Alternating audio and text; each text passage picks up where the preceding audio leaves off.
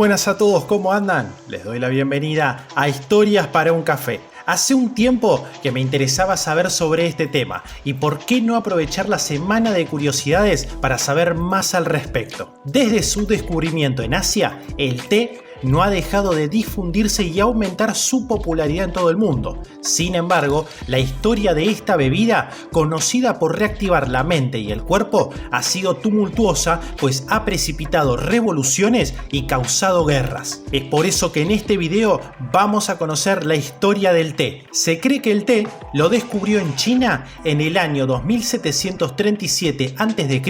el emperador Shennong.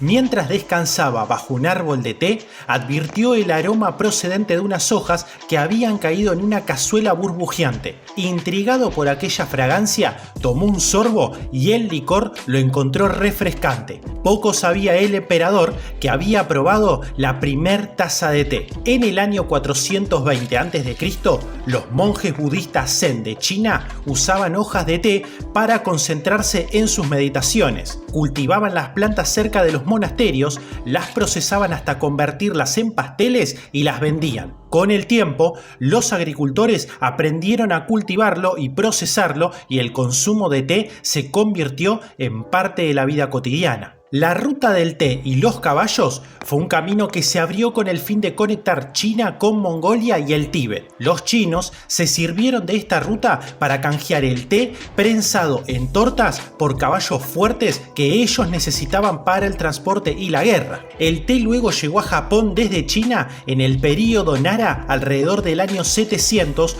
pero no se implantó la costumbre de beber té verde en polvo hasta que en 1191 el fundador del budismo Zen, el monje Eisai, trajo semillas y explicó cómo cultivar, producir y preparar té. Luego, para el año 1271, los mongoles invadieron China e instauraron la dinastía Yuan. Como los mongoles no estaban interesados en el refinado estilo de la cultura china del té y preferían su propia forma rústica de preparación, la cultura del té indígena china comenzó a desaparecer. Cuando la dinastía Ming en el año 1368 llegó al poder, los estilos de procesamiento del té evolucionaron desde la forma de ladrillo prensado a la hoja suelta. En el siglo XVI, los portugueses fueron los primeros europeos en beber té, pero fueron los holandeses los que lo hicieron popular. Estos se convirtieron en los mayores importadores de té y lo comercializaron con otros países europeos. Debido a su alto precio,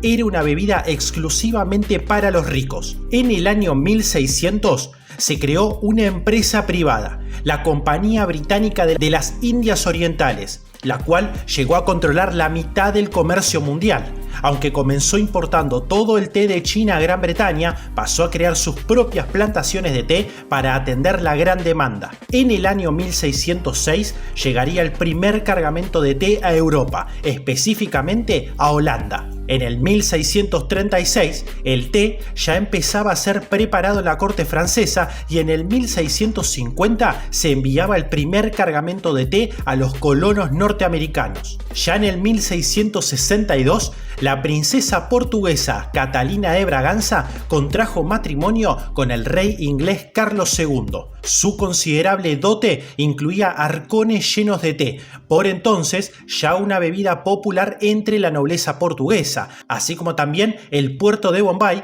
que se convertiría en el cuartel general comercial de la compañía en el lejano oriente, lo cual les permitiría exportar té a todo el mundo. En esta época, en Inglaterra no se consumía mucho té, pero la afición de Catalina aumentó su popularidad. La alta fiscalidad impuesta al té en Gran Bretaña hizo del contrabando de té un negocio floreciente. El té se pasaba de contrabando desde Europa hasta Gran Bretaña a través de las islas del Canal y la isla de Man. Aunque el contrabando era un fenómeno muy extendido a comienzos del siglo XVIII, los contrabandistas individuales operaban a una escala muy reducida, utilizando pequeños botes, a veces incluso a remos, para transportar unos 60 arcones de té cada vez. El té gustaba mucho en las colonias británicas en Norteamérica, a pesar de la alta fiscalidad.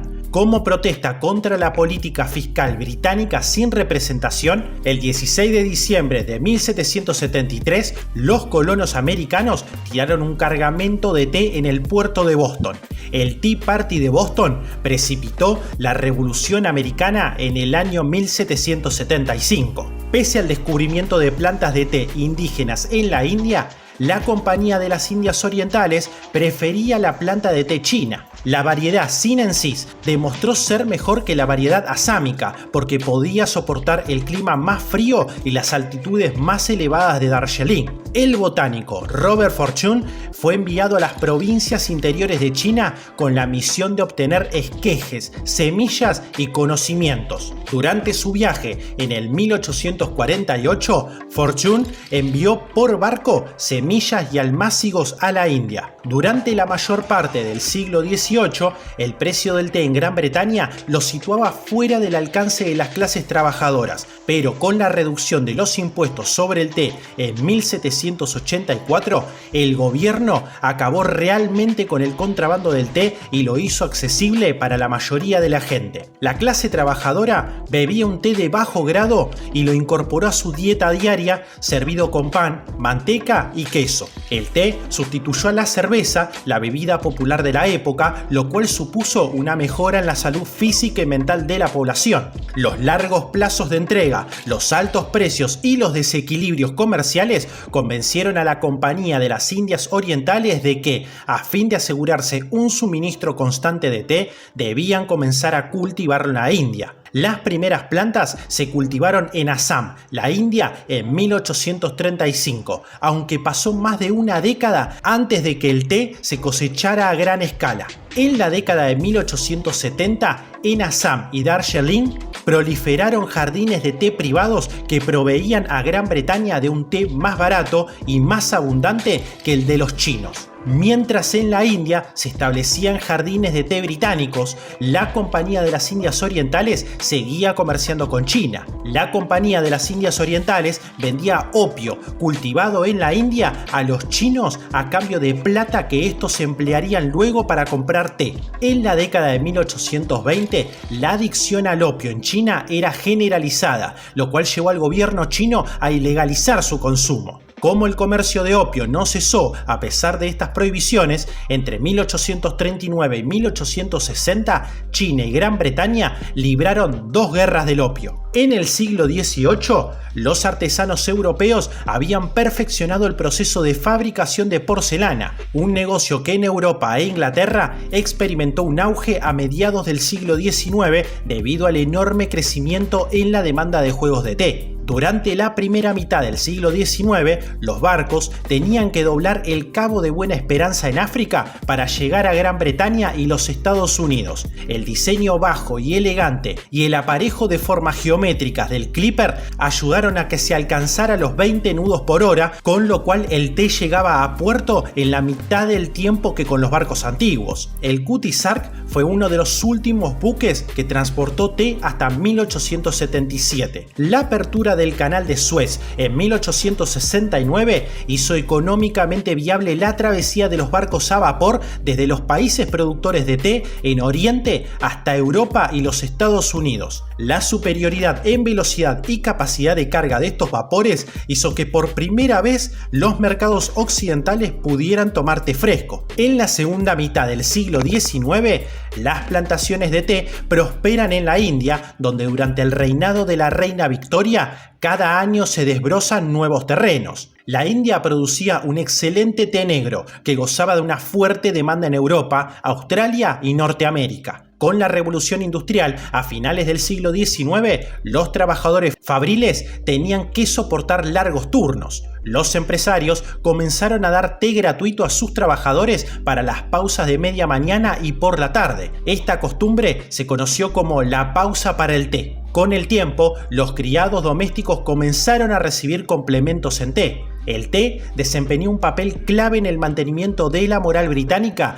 durante la Segunda Guerra Mundial. Aunque a los civiles se racionó 56 gramos por persona y semana, las tropas y los servicios de emergencia recibían té extra. Cuando las rutas marítimas a Norteamérica quedaron bloqueadas por la guerra, a través del Atlántico solo se podía transportar té negro. Al final de la guerra, los norteamericanos habían dejado de beber té, un consumo que tardó mucho en recuperarse. Hacia finales del siglo XIX, el té de la tarde se convirtió en un ritual en Inglaterra, tanto en la clase media como en la aristocracia. Las damas entretenían a sus amigos invitándoles a un té en su casa y se ponían vestidos más informales y sin corsé. Las tiendas del té abrieron en las calles principales y se convirtieron en lugar de encuentro de las primeras sufragistas. Ya en el siglo XX vendría un cambio significativo para el té, la invención del té en bolsitas. Un comerciante neoyorquino, Thomas Sullivan, tenía por costumbre enviar muestra de té en saquitos blancos de seda y pronto se convirtió en un producto. Entrando en el siglo XXI, la mayor parte del consumo de té en Occidente es infusión en bolsitas monodosis, una bebida que ha sido parte de la historia de la humanidad durante miles de años, que ha viajado por todo el mundo y que hoy en día puede disfrutarse en cualquier parte del globo en una cantidad inmensa de diferentes sabores. Espero que el video haya sido útil para conocer más acerca de la historia de este descubrimiento que nos sigue acompañando hoy en día. De ser así, me podés regalar un pulgar arriba y suscribirte, que ayuda a que el canal siga creciendo. No te olvides de activar la campanita si querés recibir notificación sobre los nuevos videos. Esto ha sido Historias para un Café y nos veremos pronto.